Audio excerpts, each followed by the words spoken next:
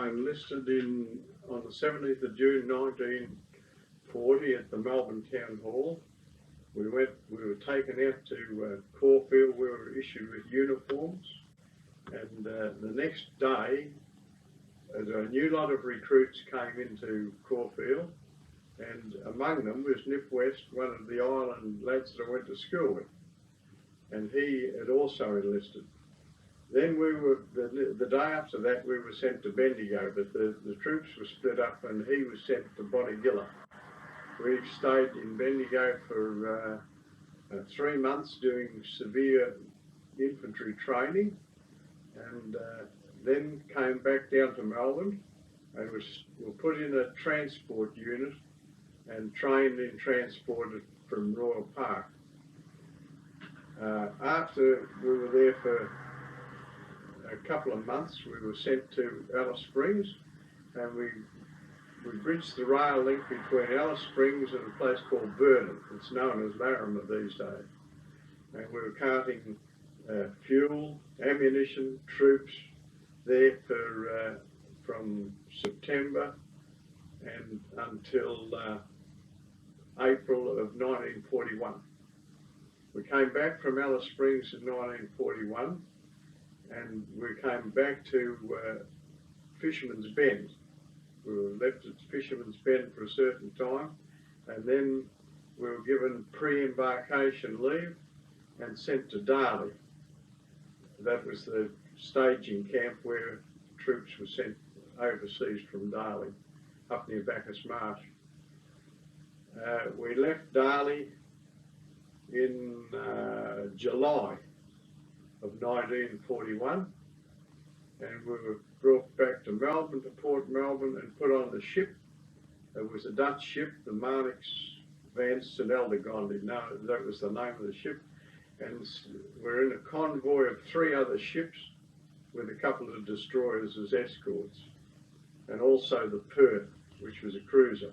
We met the Perth in Perth, and they escorted us across through the Indian Ocean. On the same ship were the other two chaps that left the island here was Nip West and Arthur Luke, and they were both on the same ship, but they were in an infantry battalion, the 2nd 29th Battalion. Nip West was later killed in action in Malaya. After the war, the war was pretty severe right through Malaya, and then as they withdrew, the troops withdrew, owing to the pressure of the Japanese, down onto Singapore Island. But the refugees were that thick on the roads that you could hardly get through with transport or anything else in any shape or form. When all the troops were withdrawn onto Singapore, that's when the Japanese, for 1 week, they constantly shelled and bombed Singapore. We had no Air Force defence, and it was just chaotic the way it was. The number of civilians being killed were astronomical. There was nowhere that they could bury them or anything else. And of course that led to the finish of the war. They had to capitulate. We were taken then from in Singapore, where we were when the war was finished. We were out at a place called Bonavista, and taken out to Changi.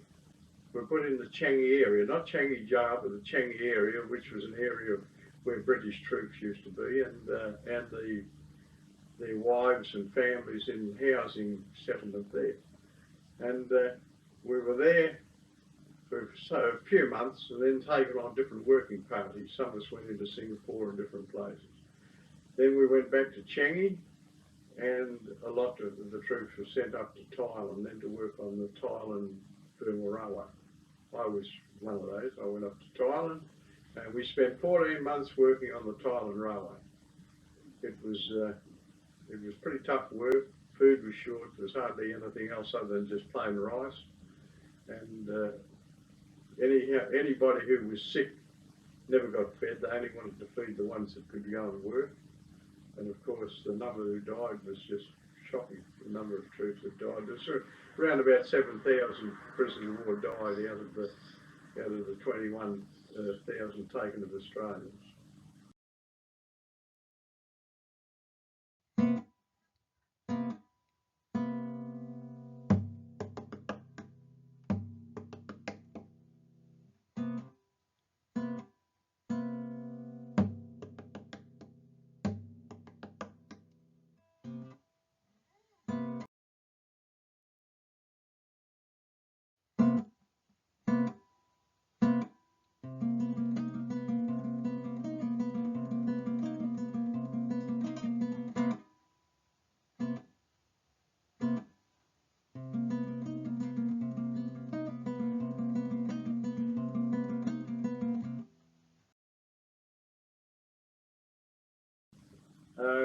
From there, we came back down to Singapore. We never went back to Changi, the group that I was with, and we went on. We were taken by ship then to Japan, taken up the China coast. And the American subs were pretty active through the China Sea at the time, and they were very scared, and we were locked down the hulls of the ships, and you couldn't lie down. They were crammed in that much. We all had to stand up on the way, of course, and any time that they got scared by submarines, you were just locked down, battened down in the hulls, and couldn't get out at all. However, we arrived at a place called Moji on the southern island, Kyushu of Japan, and that particular night, the Americans decided they'd have a bit of a raid on Moji, and they gave a good bombing of it. The ship was knocked about a bit, pretty rough sort of time we had there. Anyhow, everybody survived. A lot of dead fish in the sea next morning, and the Japanese themselves were out there scrounging all the fish that they could get hold of. We left there and were taken down to a place called Omuta on the southern island. That's where the mine was, and we worked in the coal mine there. We spent 14 months in the coal mine, and that was very hard work, and it was a coal mine that was owned by the Americans, and they had stopped using it because it became dangerous. They got most of the coal out, but the Japs decided they'd take out all the pillars of the coal that held the ceilings up. Consequently, there were a lot of rock falls, and there was one area there that the ceiling came down. It was around about 250 Japs themselves were buried in the mine. Well, after we worked there until towards the end of the war. The Americans were coming over and they were bombing consistently all the time. There was one day we stood out and 500 B-25 bombers came over, and they had fighter escort above them. It was a very clear day, and it was, of course, we were very hilarious about it. Thought it was very good. Yeah. And that was just prior to the atom bomb being dropped. Well, we never knew that the atom bomb had been dropped, but we knew that they were very frightened of something. That was the first one on Hiroshima. But we were actually 35 miles across the bay from Nagasaki, and the day that one was dropped, we were down at the mine, ready to go down the mine, and the sirens went, and the Japs went and left us, but they didn't worry about us. And of course we saw the flash, but we never heard any of the noise. We wondered what it was really. Well, we found out after, of course, that was it. And that was the finish of the war.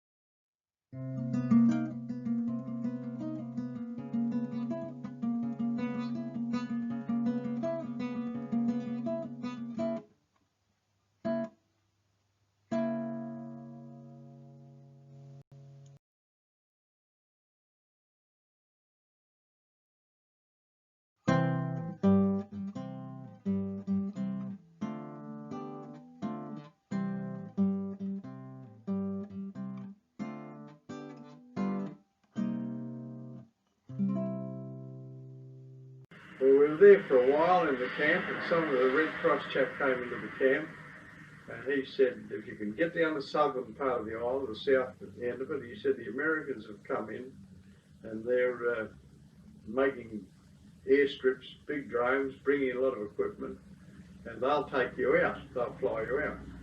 So some of our chaps, they shot through from the camp and they went down, and they got away, flew over our camp next day, dropped notes out of in jam tins and said, get going, you know, you want to shoot through. So there was 3 of us then, or 4 of us decided we would. And one of the chaps, the day we went, one of our chaps got sick and he couldn't go. Well, the 3 of us, we finished up, we got down there somehow, I never know. We were jammed in Jap trains with millions of Japs, and there were armed Japanese soldiers on all the stations, but we survived it anyhow. We got down there, and the Americans flew us then from there in their transport planes to Okinawa. We were in Okinawa for a few days. There was a typhoon, and planes were tipped over. Shipping was, you know, driven off its moorings, and that's where they were going to take off from to land in Japan at Okinawa. Well, they flew us then from Okinawa to Manila, where we were met up with the Australians. They were in Manila. We were interrogated in Manila, and then brought home from there on a British aircraft carrier, the Formidable, from Manila to Sydney. And we landed in Sydney on the 13th of October 1945, and pretty pleased to get home. Anyhow, we were brought from Sydney then to Melbourne, and by train the next day, and a couple of my brothers and sisters were there to meet me, and also my present wife, and she was there. Singapore Island, they used to always say, we'll never get off the island, and I don't think I'll ever want to get off this one anyhow. But it was great. I lost a lot of mates over the other side, and it was just wonderful, and we were the lucky ones who survived and came back here. It was wonderful to see all our friends that were on the island. They gave us a wonderful evening, and it was something that I'll never forget as long as I live.